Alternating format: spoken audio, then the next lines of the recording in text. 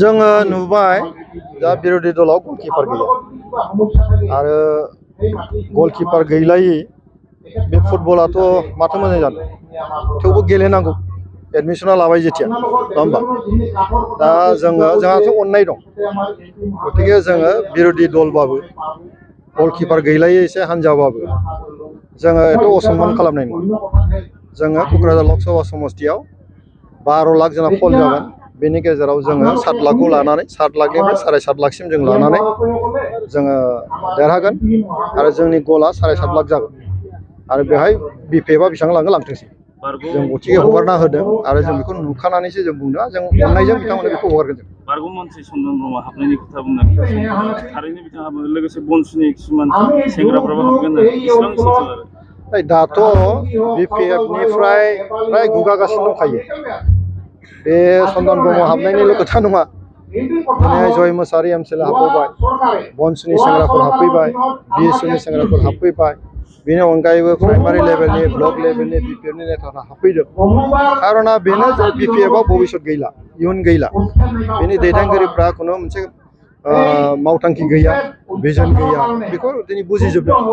गतिके मोजां सरकार मोजां दैदेनगिरि नांगौ रायजोनि खामानि मावग्रा नांगौ दिनै इउपिपिएलआ बेखौ मावगासिनो दं गतिके इउपिपिएलनि फारसे बिथांमोना फैबाय थादों चन्दन ब्रह्म बिथाङा फैनायनि बाथ्राखौ रायलायबाय थादों बिथाङा फैनायखौथ' सोरथो बादा होनो नङा होमबा जों बरायगोन बिथाङा जुदि जातिनि थाखाय मावनो ओंखारदों रायजोनि थाखाय जुदि मावनो ओंखारदों बिपिएफनि दारै जुदि मावनो हाला सानबायबा इउपिपिएलनि दारै मावनो हागोन सानदोंबा जुदि निस्सय जों बरायगोन चन्दन ब्रह्मआ जुदि फैयो बिपिएफआव आरो सोरथो थाबावनो बिपिएफआवथ' चन्दन ब्रह्ममोनानोथ' नेता नङा होमबा गिदिर गिदिर नेता होनोबा चन्दन ब्रह्मआनो सासे दा बिथांमोना जुदि गुरलाब जुदि बिबायोबा बिपिएफआनो सोरथो थाबावो दा गतिके बिपिएफआव रावबो गैला ओंखायनो जों बुंदों मा बे गलकिपार गैयै मोनसे फुटबल मेच जागोन ओंखायनो दिनैहाय रायजो राजाफ्रा बारा बिदिनो इलेक्सनबाबो फिल खालामाखै खिन्थु उफाय गैया जोङो गेलेगोन ओंखायनो जों बिथांमोननो अननानैनो जों माखासे होगोन खिन्थु जोंहा जोंनि गलखौ जों सोनांगौ जों नोंथांजों दिल्लीयाव सासे बिजाथि थांगासिनो मा बे ओनसोलनि खामानि मावनो थांखि लादों नोंथांमोना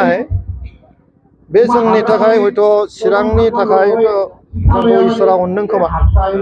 जे दिनै आं चिरांनि आंबो सासे एमपि रायजोसभानि जयन्त बसुमतारिया सिडली समस्तिनि एमएलए बिथांखौ दिनै हानजाया दला इन्डियानि बिजाथि महरै दिल्लीयाव दैथायहरनो नागिरदों दा जों सानैबो चिरांनिया दिनै दिल्लीयाव एमपि हिसाबै थांनायनि खाबुखौ मोनदों बेयावथ' जोंखौ इसोरा अनदों दा बेनि थाखाय जों रायजो राजाफोरखौ जों साबायखर बावो जोंनि हानजाखौ जों साबायखर बावो दिल्लीयाव थांनानै जे रायजोनि थाखाय जोंनि क'क्राझार समस्तिनि थाखाय जेखौ प्रयजन दं बेखौ जयन्त बसुमतारिया मावनो हागोन आरो आं जेरैहाय रायजो सभायाव थानानै खामानि मावनायनि हाबाफारिखौ लाबाय थादों जों सानैजों लोगो नांनानै आंथ' हारसिंमोन दा जोङो रायजो सभायाव सासे आरो लक सभायाव सासे जोङो सानैबो लोगो नांनानै हयथ' जों साबसिन खामानि मावनो हासिगोन आरो जोंनि गोहोआ एसे रासिनसिगोन गतिके फैबाय थानाय समाव जोङो मोजाङानो जागोन रायजोफोरनि गोसोआव मोनसे दाबो गिनाय दङ सार बे नबसरनायनि जे थासारि मा जानानै दं बेखौ लानानै आङो खावलायगोन जोंनि बिटिसिनि आइ आफा रायजो राजाफोरनिसिम जे नब कुमार सरनियाखौ लानानै जोंहा गिनांगौ जेबो गैया बिथाङा दिनैहाय मोनसे आइननि प्रक्रियायाव हाबनानै दङ आरो दासिमाव बिथाङा हाइकर्टनिफ्राय बिथांनि सार्टिफिकेटखौ नङा होननानै दिनै फोसावदों बिथाङा हयथ' सुप्रिम कर्टआव थांगोन आरो सुप्रिम कर्टआव थांनाया बिथांनि अधिकार दा बेवहाय बुंनांगौ खोथा गैया खिन्थु मोनसे खोथाया स्पष्ट जा बिथाङा गेलेनो मोनबाबो मोनाबाबो बेवहाय सरनियाखौ लानानै जोंहा गिनांगौ जेबो गैया थांनाय समावहाय रायजो राजाफ्रा अननानै 10 बोसोर बिथांनो भट होबाय नाथाय 10 बोसोरनि हिसाबखौथ' दिनै खालामबाय दिनै बिथाङा 10 बोसोराव 50 कोटि दिनैहाय रायजोनि खामानि मावनो थाखाय फैसा मोनबोदों भारत सरकारनिफ्राय बेखौथ' नुवाखै रायजो राजाफ्रा बबाव मावदों नङा होमबा दिनैहाय ना राजबंशीनि मावनो हादों ना बर'निनो मावनो हादों ना दिनै बाङालिनिनो मावनो हादों ना मुस्लिमफोरनिनो मावनो हादों रावनिबोथ' मावनो हायाखै दा गावल' दिल्लीयाव थांनानै थाहैबाय थादों आरो दिनैहाय बै माबाया जोबनायखाय आरोबाव खनसे थामथि खेबनि थाखाय आंखौ हरबावदों होननानै रायजोनि खाथियाव खुलुमसनहैबाय थादों दा गतिके बे बाथ्राखौ रायजोफ्रा मोजाङैनो मिथियो दिनै बिटिसिनि रायजो राजाफ्रा बयबो मोजाङै मिथिबाय बेवहाय सान्थिया फैदों भारत सरकारनि अननायाव नरेन्द्र मदिनि अननायाव बेवहाय सान्थिया फैदों दिनै डक्टर हिमन्त बिश्व शर्मानि अननायाव सर्बानन्द सन'वालनि अननायाव दिनै आसाम सरकारनि अननायाव दिनै सान्थिया फैदों जौगानाय जाबाय थादों दिनैहाय बिटिसिआव प्रमद बर'नि दैदेननायाव गबिन्द बसुमतारी बिथांमोननि दैदेननायाव दिनै रन्जित बसुमतारी बिथांमोननि दैदेननायाव बिटिसि सरकार दिनै मोजाङै सोलिगासिनो दं रायजोफ्रा दिनै सान्थि भाबैनो दिनैहाय PMAY न' मोन्दों रेशन कार्ड मोन्दों दिनै अरुणोदय मोननो थांगासिनो दङ आयुष्मान कार्ड मोननो थांगासिनो दङ